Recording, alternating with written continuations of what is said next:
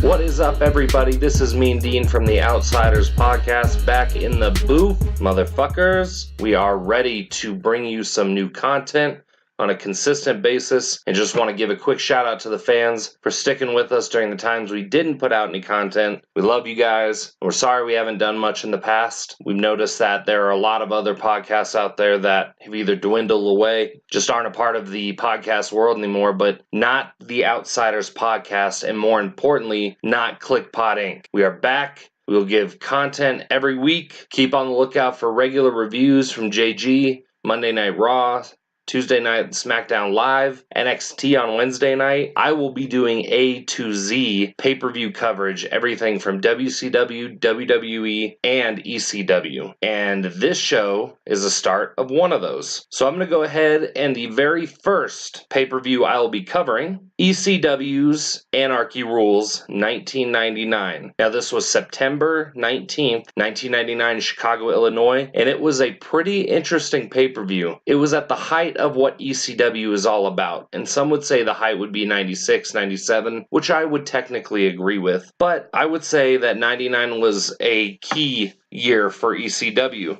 In terms of their deal with TNN and getting on an actual Monday night program, as well as their regularly sponsored pay-per-view programs. Now this Chicago crowd, and everybody loves Chicago when it comes to wrestling, immediately Joey Styles and Cyrus go out there and start talking about Anarchy Rulz. This is the pay-per-view. Realistically, they start chanting, Cyrus sucks dick. That's ECW for you. For you listeners who have never watched ECW previously, this is what the ECW culture was, and this is why it was so big back at that time. Then the suck your dick chants to Cyrus kind of tapered down. He talked about being the intellectual animal and giving everybody intellectual intercourse, and says he's the best color commentator ever. Based on that pay-per-view, I would say pretty damn good. And I'm not going to get too deep into the Cyrus talk. I think he was pretty good on the mic. Didn't like him when he came into WWE, but that's digress.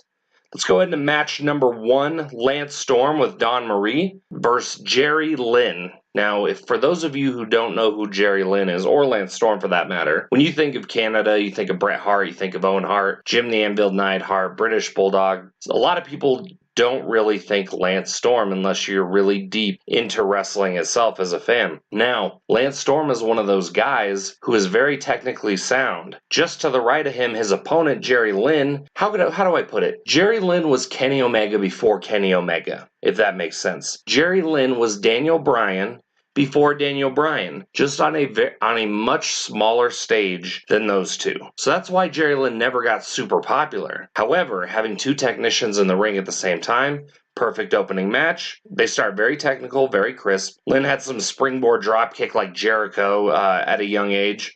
15, I think I counted, it was 15 pins to the count of 2, and the fans just got to their feet. It was crazy. It was an awesome moment for a technical match. Dawn Marie, of course, being the valet that she is, has to break up counts, has to interfere in the match. Great. Everybody kept mentioning it was the titties, not the talent. I'm pretty sure Axel Rotten said that. Quick roll-up. The thing about this match, it was pretty uneventful to finish. The match itself was pretty solid in nature, so Lance Storm ended up walking away with that win, much to the chagrin of Jerry Lynn. Now I'm rhyming. It was a pretty damn good match.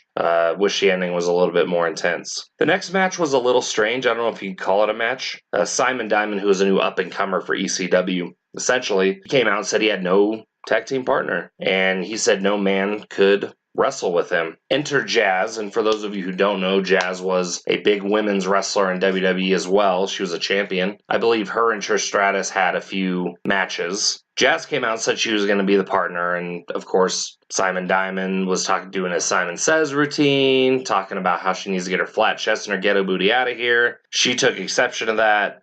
And all of a sudden, Tom Marquez jumps in from the outside and starts fighting Jazz, like literally fighting her. It was crazy. It was really crazy, actually, because back at that time, it was easy to see those things and say, this is a part of wrestling, this is what is happening. Now that things have gone the other way, and women aren't necessarily fighting men anymore, it was very different to see a man jump up and just start beating the shit out of Jazz. Which was crazy because Jazz can hold her own like anybody else. All of a sudden, Nova and Chris comes out to put Diamond out, basically. And Chris did some springboard I don't know, springboard moonsault, I guess. And all of a sudden it looked like he slipped a little and broke his ankle. Well, he's out of the match, okay? So all of a sudden what was going to be a one-on-one women versus man match now became a tag team match. The guy that Marquez was going to team with, Simon Diamond, he was still there, but Marquez was out all of a sudden, so it was another guy. Match becomes a tag, fairly standard, pretty weak match. Randomly, Roadkill and Danny Doring come out, and Lita, I don't know if you guys knew this, Lita was in ECW. She didn't do anything physical, so that was the weird part for me just because of knowing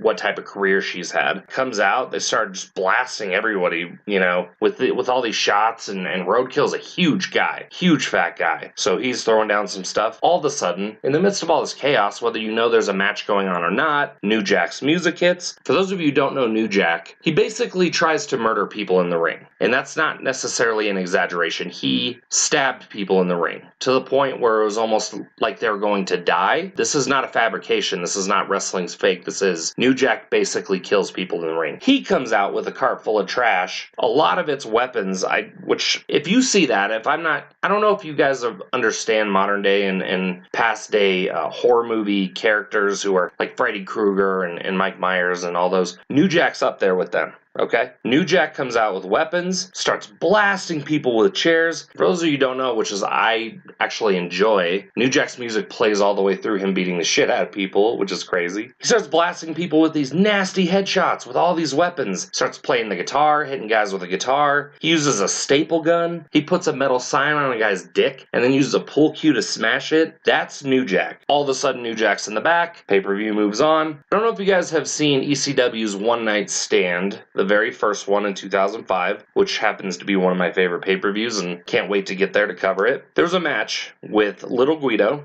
who is also Nunzio in WWE, Tajiri, and Super Crazy. This match originated from there based off their first match as a three-way dance. And for those of you who don't know, I keep saying that, but a three-way dance is not the same as a triple threat. Triple threat, anybody could pin anybody. Three-way dance is basically elimination, all right? So in this match, 1999 Anarchy Rulz, Little Guido, Tajiri, Super Crazy. Great match at the start, very technical, awesome moonsault from Tajiri into the crowd, another one from Super Crazy on the other side of the ring. Crazy submissions, a rolling Mexican surfboard by Super Crazy, just over and over and over. Guido's the first one to be eliminated. Surprisingly, though, which was weird, the pace slowed down just a little bit once Super Crazy and Tajiri started fighting one-on-one, which was weird because those two are very detailed, very good wrestlers. And really, there was nothing else to say after that. It was kind of a weird match after that. I thought it was good as the three-way dance. Tajiri hit a nasty brainbuster on Super Crazy to win the match.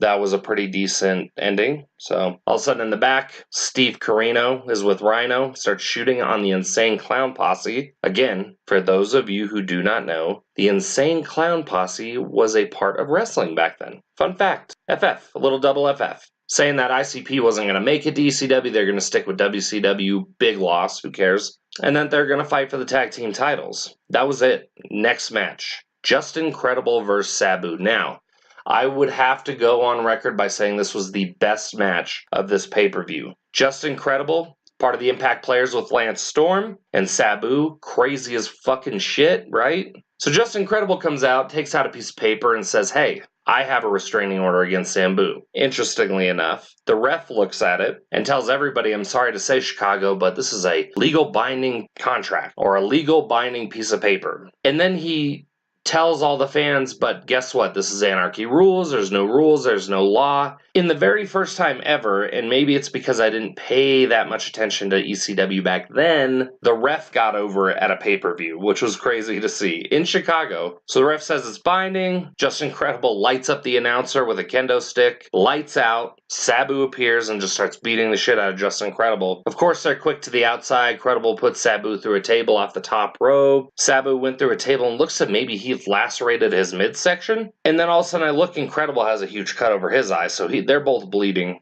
I wouldn't say profusely, but I'd say it was a good amount. Lots of table, lots of high flying. Of course, Sabu puts the chair in front of the ropes, jumps on the chair, the top rope, and over to the crowd. Those are always amazing stunts, and Sabu is probably, in my opinion, one of the most underrated wrestlers of all time, based on his ability and his ability to absorb pain. Match was pretty decent. Just Incredible ended up getting the win at the end of this. So that was really the end of it, but it was cool. It was really cool to see Justin Credible get the win after putting on his heel persona earlier. I think that's how matches need to go more often. If you're going to put a roadblock in front of the baby face, then turn it on the heel as a roadblock in front of the heel, and the heel comes out a winner, that's good wrestling right there. Match number 5, Tanaka versus Taz for the world title. Awesome wrestlers. Both of them. Taz was a super badass. One of my favorite lines of his was "Survive if I let you." He used it often. Taz was great. And all of a sudden, before the match started, Mike Awesome showed up in the crowd. And for those of you who are unfamiliar with ECW history, shortly after that, Mike Awesome left ECW to go to WCW and was going to take ECW's world title. Well, this was just before that. Taz kept telling Paul Heyman, say, hey, let's make it a 3-way dance. Taz was using a lot of F words, which is great to hear. It shows a lot of passion. Told Mike Awesome to shut the fuck up. Told Paulie that it's going to make it through a dance. I want to fight 2 people for the title. Taz is the champion. All of a sudden, 3-way dance. Very fast pace at the beginning. Tanaka is an amazing Japanese wrestler, and he's amazing at the American pace of wrestling. Again, very underrated in my opinion. Incidentally, Taz is the first one to get eliminated, the champion. But Taz respectfully tells everybody, okay, it's your time to wrestle, so wrestle. So he gets them to go. And again, if you have not seen ECW's One Night Stand 2005, one of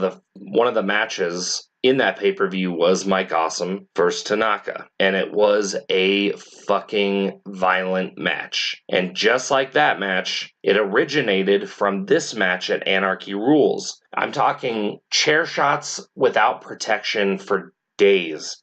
Talking forgetting your name after the match. It was very brutal, very violent. There's a lot of chair shots. Mike Awesome becomes a winner, the brand new ECW champion. Taz pays his respect by handing him the belt. You guys know the rest of the history. It's a pretty decent match. Match 6, which would be Rhino versus Dreamer. Now, I wrote that down. Was Rhino versus Dreamer. Even though Corino had talked before this and said it's going to be a tag team match for the tag team titles. Well, Dreamer's out there, Francine's out there with him because he's not with Beulah. Rhino's out there and Corino's out there, but Corino's off to the side, so it's Rhino and Dreamer fighting. And I'm like, well, I thought I was going to see a tag team title match. Okay, whatever, I'll take what I can get. I didn't leave a lot of notes for this because it was very confusing. All of a sudden, Corino got involved. Raven runs out with the title around his waist. They do a double DDT, and then Raven pins these guys. And all of a sudden, they're still tag team champions. So that was kind of strange, especially for a late match on a pay-per-view. That was a weird one.